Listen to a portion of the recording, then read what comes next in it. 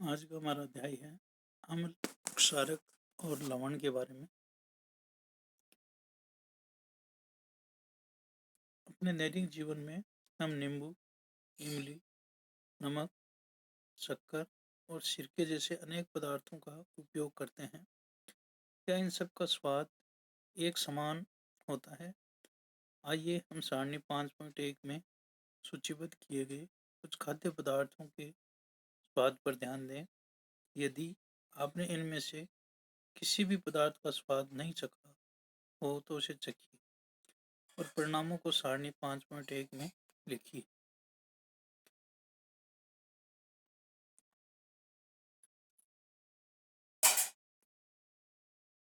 सारणी 5.1 इधर पदार्थ दिए गए हैं, इधर स्वाद है। स्वाद खट्टा हो सकता है, कड़वा हो सकता है या कोई अन्य हो सकता है। जैसे नींबू का रस, इधर स्वाद लिखना है। संतरे का रस, सिरका, यहाँ पर उनका स्वाद लिखना है, खट्टा है या कड़वा है या कोई अन्य प्रकार का स्वाद आ रहा है। दही, इमली का स्वाद, शक्कर, नमक, आंवला, खाने का सोडा,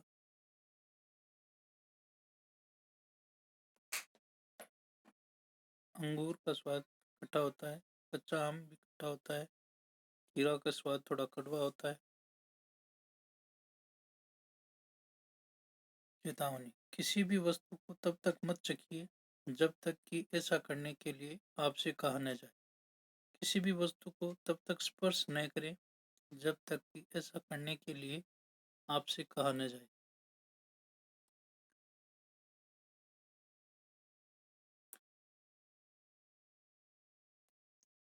अब देखेंगे कि इनमें से कुछ पदार्थों का स्वाद खट्टा, कुछ का कड़वा और कुछ का मीठा और कुछ का नमकीन है।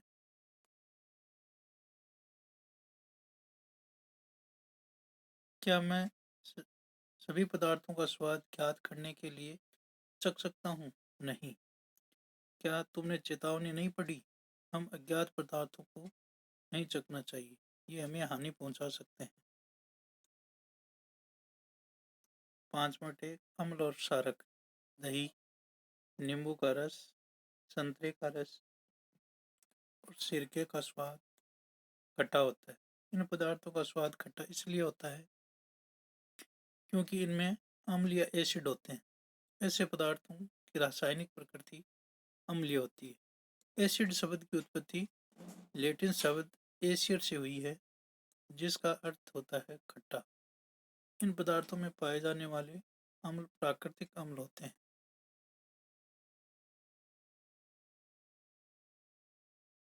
खाने का सोडा या बेकिंग सोडा कैसा होता है? क्या इसका स्वाद भी खट्टा है? यदि नहीं, तो इसका स्वाद कैसा है? इसका स्वाद खट्टा नहीं है, जिसका मतलब है इसमें कोई अम्ल नहीं है। इसका स्वाद कड़वा है। यदि आप इसके विलयन को अपनी उंगलियों के बीच रगड़ें तो यह साबुन जैसा चिकना लगता है। सामान्यतः ऐसे पदार्थ जिसका स्वाद कड़वा होता है और स्पर्श करने पर साबुन जैसे लगते हैं, क्षारक कहलाते हैं। इन पदार्थों की प्रकृति क्षारकीय कहलाती है।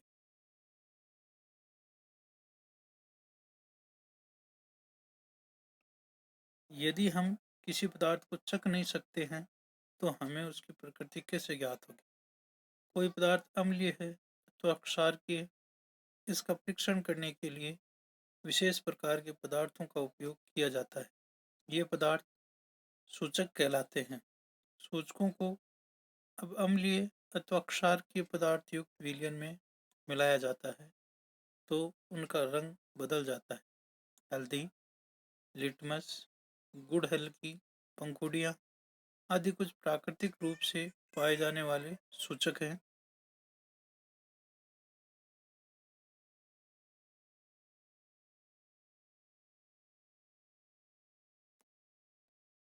क्या आप जानते हैं इधर अम्ल के नाम लिखे गए हैं, इधर अम्ल के नाम लिखे गए हैं और इसमें क्या पाया जाता है? एसिटिक अम्ल सिरके में पाया जाता है। फॉर्मिक अम्ल चींटी के डंक में पाया जाता है। साइट्रिक अम्ल नींबू के कुल, सिट्रस फल जैसे संतरा और नींबू में साइट्रिक अम्ल पाया जाता है। लैक्टिक अम्ल दही में पाया जाता है। ऑक्जेलिक अम्ल पालक में पाया जाता है। एस्पोर एस्कॉर्बिक अम्ल या विटामिन सी आंवला या सिट्रस फल में एस्कॉर्बिक अम्ल पाया जाता है। टार्टरिक अम्ल इमली, अंगूर और कच्चे आम में पाया जाता है।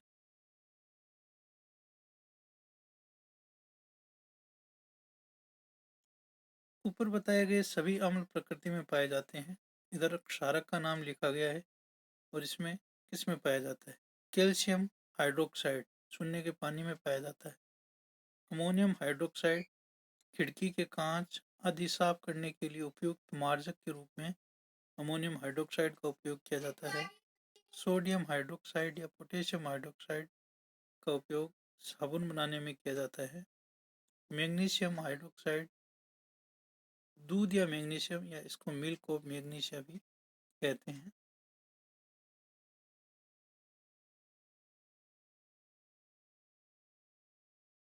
5.2 हमारे आसपास के प्राकृतिक सूचक। लिटमस एक प्राकृतिक रंजक।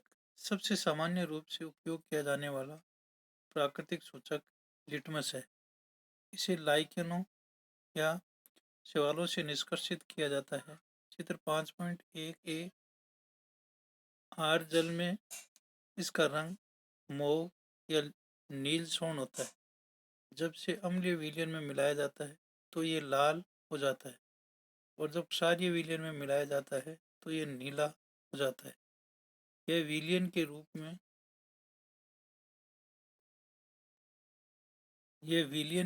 रूप में अथवा कागज की पट्टियों के रूप में उपलब्ध हो जाता है। इसे लिटमस पत्र कहते हैं। सामान्यतः यह लाल और नीले लिटमस पत्र के रूप में उपलब्ध होता है।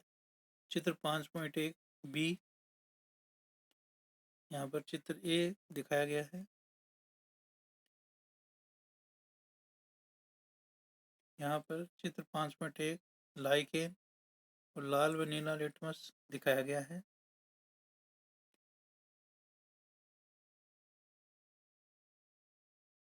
ये अगला 5.1 प्लास्टिक के किसी प्याले, कटोरे या प्रकनली में नींबू का रस लेकर उसमें थोड़ा पानी मिलाइए।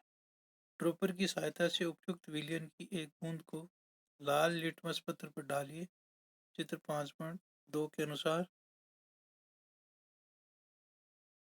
यहाँ देखिए चित्र 5.2 लिटमस परीक्षण करते हुए बच्चों को दिखाया गया है।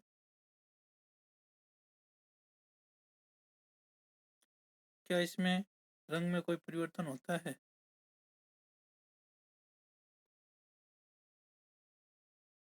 इसी परीक्षण को नीले लिटमस पत्र के साथ दोहराइए। नोट कीजिए कि क्या रंग में कोई परिवर्तन हो रहा है। इसी क्रियाकलाप को निम्नलिखित पदार्थों के साथ दोहराइए। नल के पानी या अपमार्जक या डिटर्जेंट का घोल, वातित पेय पदार्थ, साबुन का विलयन, शैम्पू और सामान्य नमक का विलयन, शक्कर का विलयन, सिरका, बेकिंग सोडे का विलयन, दूध या मैग्नीशियम, धावन सोडे का विलयन और चूने का पानी। यदि संभव हो तो विलयन आसुत जल में बनाएं।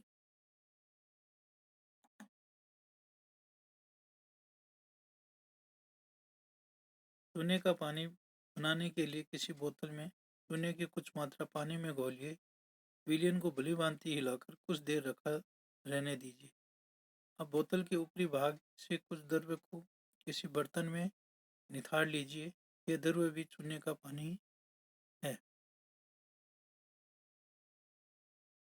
अपने प्रेक्षणों को सारणी 5.2 में नोट कीजिए। सारणी 5.2 इधर परीक्षण का करने वाला विलयन लिखना है। यहाँ लाल लिटमस पत्र पर क्या प्रभाव पड़ा, नीले लिटमस पत्र पर क्या प्रभाव पड़ा और निष्कर्ष क्या निकला। क्या आपकी सूची में ऐसे विलयन हैं जिनका लिटमस पत्र पर कोई प्रभाव नहीं होता। इन पदार्थों के नाम लिखिए। ऐसा विलयन जो लाल अथवा नीले लिटमस पत्र के रंग में परिवर्तित नहीं करते उदासीन विलयन कहलाते हैं। ऐसे पदार्थ न तो अम्लीय होते हैं और न ही क्षारकीय होते हैं। हल्दी एक अन्य प्राकृतिक सूचक है।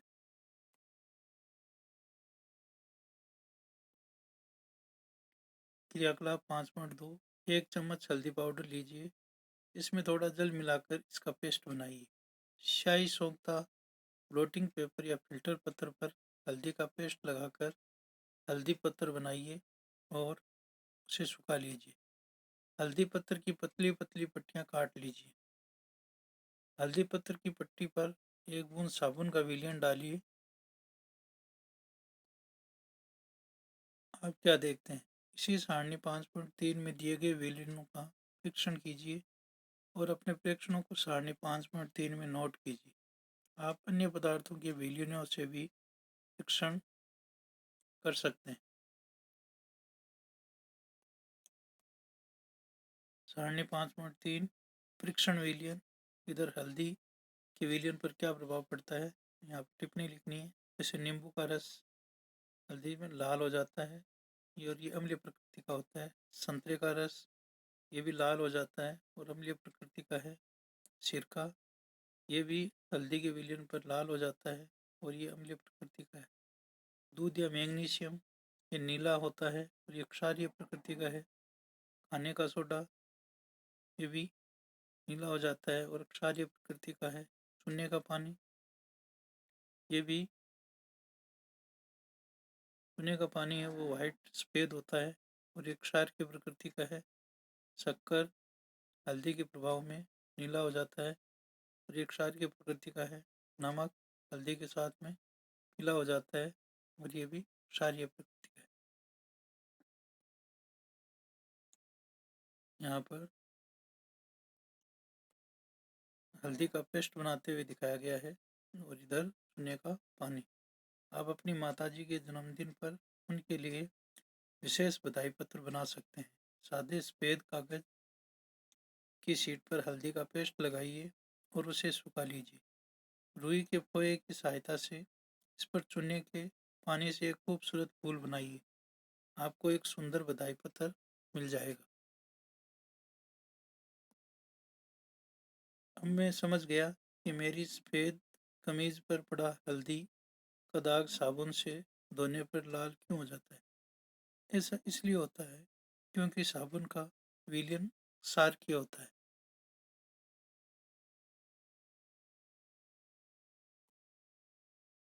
सूचक के रूप में गुड़हल के पुष्प। क्रियाकलाप 5.3। गुड़हल के पुष्प की कुछ पंखुड़ियां एकत्र कीजिए और उन्हें किसी बीकर में रख दीजिए। इसमें थोड़ा गर्म जल मिलाइए। मिश्रण को कुछ समय तक रखिए जब तक जल रंगीन न हो जाए। रंगीन जल को सूचक के रूप में उपयोग कीजिए। इस सूचक की 5-5 बूंदें सारणी 5.4 में दिए गए प्रत्येक विलयन में मिलाइए।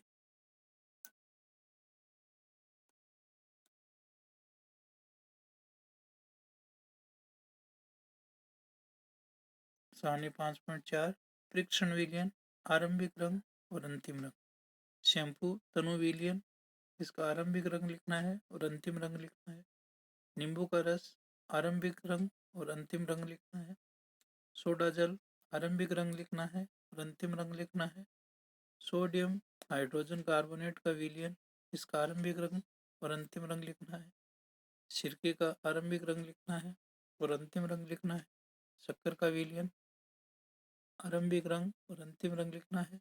नमक का विलयन, आरंभिक और अंतिम रंग लिखना है।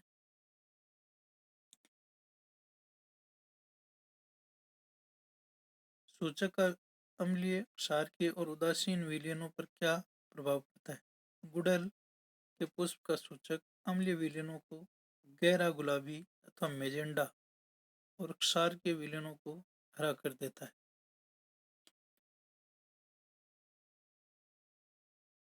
जब मैं शुष्क लिटमस पत्र खाने के सोडे के ठोस कण रखता हूँ तो मुझे सही परिणाम नहीं मिलते। क्यों? खाने के सोडे का विलयन बनाकर परीक्षण करो।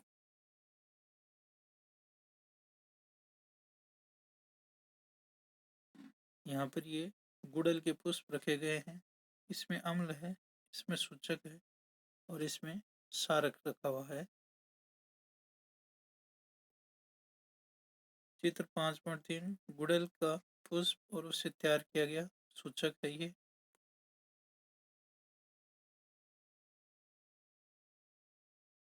आप इन प्राकृतिक सूचकों को बनाकर उनसे अम्लीय, क्षारकीय और उदासीन विलयनों में रंग परिवर्तन देखने का प्रयास कर सकते हैं। पहली आपके लिए निम्नलिखित समस्या लेकर आई है। कॉफी का रंग भूरा होता है और स्वाद कड़वा होता है। अम्ल है या ये क्षार है, प्रश्न बड़ा ही है दुश्वार। स्वाद के कारण से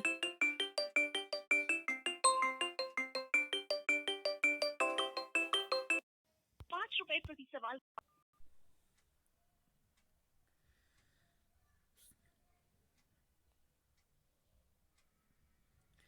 स्वाद के कारण से अनजान, बिना परीक्षण हो ना ज्ञान।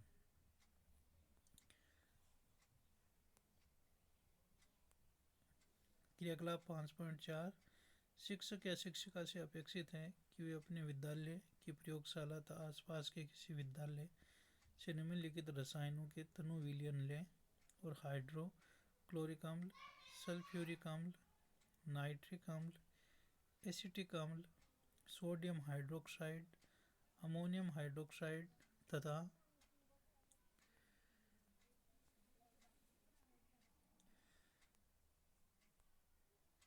कैल्शियम हाइड्रोक्साइड या चूने का पानी, इनमें से प्रत्येक विलयन पर तीनों सूचकों के प्रभाव को प्रदर्शित कीजिए। अपने प्रेक्षणों को सारणी 5.5 में लिखिए। यहाँ पर सारणी 5.5 में अम्ल का नाम लिखा गया है हाइड्रोक्लोरिक अम्ल। लिटमस पत्र पर इसका प्रभाव नीला हो जाता है, हल्दी के पत्र पर प्रभाव लाल और गुड़हल के पुष्प के सूचक पर गहरा गुलाबी हो जाता है।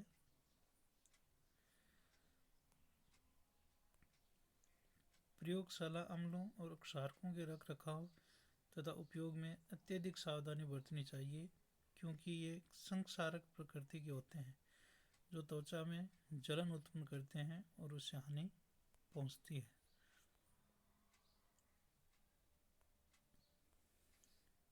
5.2 5.3 उदासीनीकरण। हमने पढ़ा है कि अम्ल नीले लिटमस को लाल कर देते हैं और क्षारक लाल लिटमस को नीला कर देते हैं।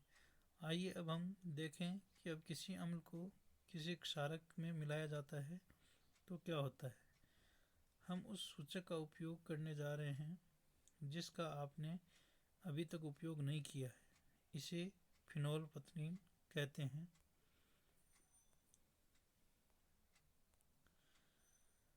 क्रियाकलाप 5.5 यह क्रियाकलाप शिक्षक द्वारा कक्षा में निर्देशित किया जाना चाहिए। किसी प्रश्नावली के 1/4 भाग को तनु हाइड्रोक्लोरिक अम्ल से भर लीजिए। इसका रंग नोट कीजिए।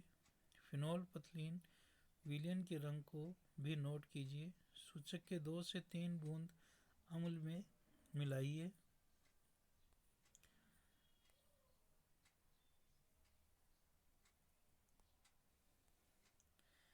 चित्र 5.4 उदासीनीकरण का प्रक्रम। इसमें अम्ल और सूचक को मिलाया गया है और ऊपर से क्षारक को डाला जा रहा है और फिर इसका रंग परिवर्तित हो गया है।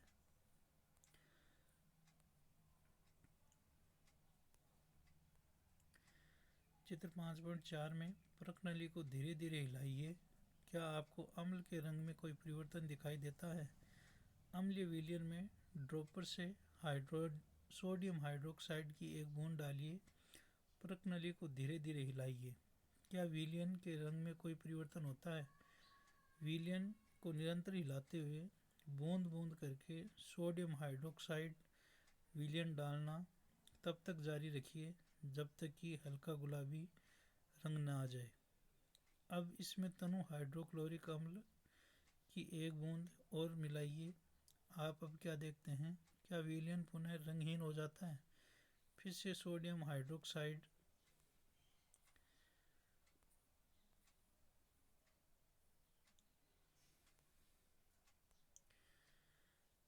क्या आप अम्ल वर्षा शब्द से परिचित हैं? क्या आपने कभी अम्ल वर्षा के क्षतिकारी प्रभावों के बारे में सुना है? जैसा कि नाम से पता चलता है, जब वर्षा जल में अम्ल की मात्रा अत्यधिक होती है तो वह अम्ल वर्षा कहलाती है। वर्षा जल में ये अम्ल कहाँ से आते हैं? वर्षा जल अम्लीय इसलिए हो जाता है क्योंकि कार्बन डाइऑक्साइड, सल्फर डाइऑक्साइड और नाइट्रोजन डाइऑक्साइड जैसी गैसें जो वायु में प्रदूषकों के रूप में निर्मुक्त होती हैं, वर्षा जल में घुलकर क्रमशः कार्बोनिक अम्ल, सल्फ्यूरिक अम्ल और नाइट्रिक अम्ल बनाती हैं। अम्ल वर्षा भवनों, ऐतिहासिक इमारतों, पौधों और जंतुओं को क्षति पहुंचा सकती है।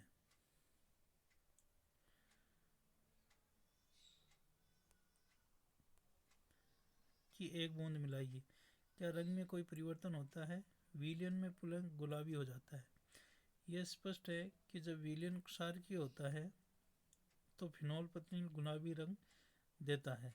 इसके विपरीत जब विलयन अम्लीय होता है तो यह रंगहीन रहता है। जब किसी अम्लीय विलयन में क्षारकीय विलयन मिलाया जाता है तो दोनों विलयन एक दूसरे के प्रभाव को उदासीन कर देते हैं।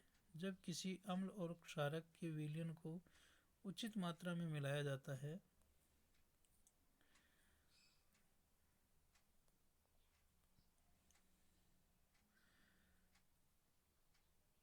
तो विलयन की प्रकृति न तो अम्लीय रहती है और न ही क्षारकीय रहती है। दूसरे शब्दों में अम्ल और क्षारक दोनों की ही प्रकृति लुप्त हो जाती है। इस प्रकार बना विलयन न तो अम्लीय होता है और न ही क्षारकीय। उदासीनीकरण के तत्काल बाद प्रकनली को स्पर्श करें। आपने क्या अनुभव किया? उदासीनीकरण अभिक्रिया में सदैव ऊष्मा निकलती है, अर्थात निर्मुक्त होती है। निर्मुक्त ऊष्मा से अभिक्रिया मिश्रण का ताप बढ़ जाता है।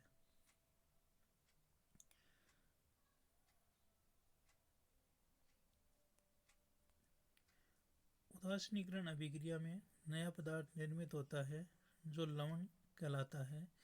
लवण अम्लीय, क्षारकीय और उदासीन प्रकृति का हो सकता है। अतः उदासीनीकरण को निम्न रूप में परिभाषित किया जा सकता है: किसी अम्ल और किसी क्षारक के बीच होने वाली अभिक्रिया उदासीनीकरण कहलाती है। इस प्रक्रम में ऊष्मा के निर्मुक्त होने के साथ साथ लवण और जल निर्मित होते हैं।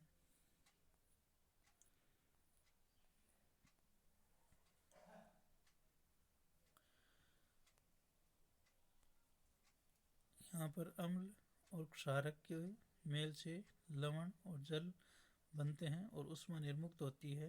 निम्नलिखित अभिक्रिया इसका उदाहरण है: हाइड्रोक्लोरिक अम्ल HCl और सोडियम हाइड्रोक्साइड मिलकर सोडियम क्लोराइड और जल और ऊष्मा बनाते हैं। इसमें चूने के पानी में तनु सल्फ्यूरिक अम्ल मिलाया जाता है तो मिश्रण गर्म हो जाएगा अथवा ठंडा। दैनिक जीवन में उदासीनीकरण के उदाहरण: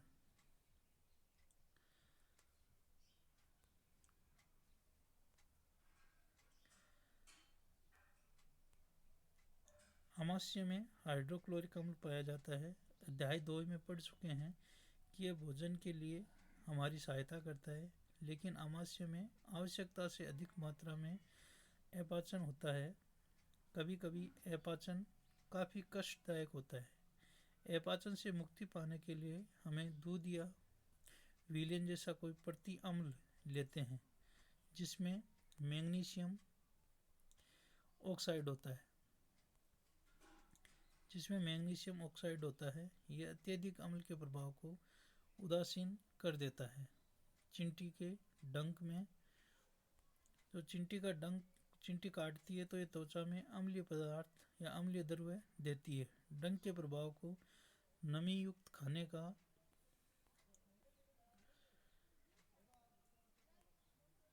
सोडा या सोडियम हाइड्रोजन कार्बोनेट अथवा केलेमाइन विलयन मिलाकर उदासीन किया जा सकता है, जिसमें जिंक कार्बेट होता है।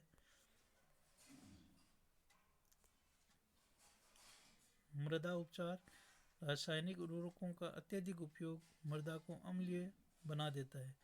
यदि मृदा अत्यधिक अम्लीय अथवा अत्यधिक क्षारकीय हो तो पादपों या पौधों की वृद्धि अच्छी नहीं होती। जब मृदा अत्यधिक अम्लीय होती है तो उसे बिना भुजा हुआ चूना या कैल्शियम ऑक्साइड अथवा भुजा हुआ चूना, कैल्शियम हाइड्रोक्साइड जैसे क्षारकों से उपचारित किया जाता है। यदि मृदा क्षारकीय हो तो इसमें जैव पदार्थ मिलाए जाते हैं। जैव पदार्थ कंपोस्ट खाद मृदा में अम्ल निर्मुक्त करते हैं जो उसकी क्षारकीय प्रकृति को उदासीन कर देते हैं। कारखानों का अपशिष्ट। अनेक कारखानों के अपशिष्ट या कचरे में अम्लीय पदार्थ मिश्रित होते हैं। यदि ऐसे अपशिष्ट पदार्थों को सीधे ही जलाशयों व नदियों में बहने दिया या विसर्जित किया जाए तो मछली और अन्य जलीय जीवों को अम्ल नष्ट कर सकते हैं। अतः कारखाने के अपशिष्ट को जलाशयों व नदियों में विसर्जित करने से पहले क्षारकीय पदार्थ मिलाकर उदासीन किया जाता है। इस तरह से हमारा ये अध्याय कंप्लीट हो चुका है।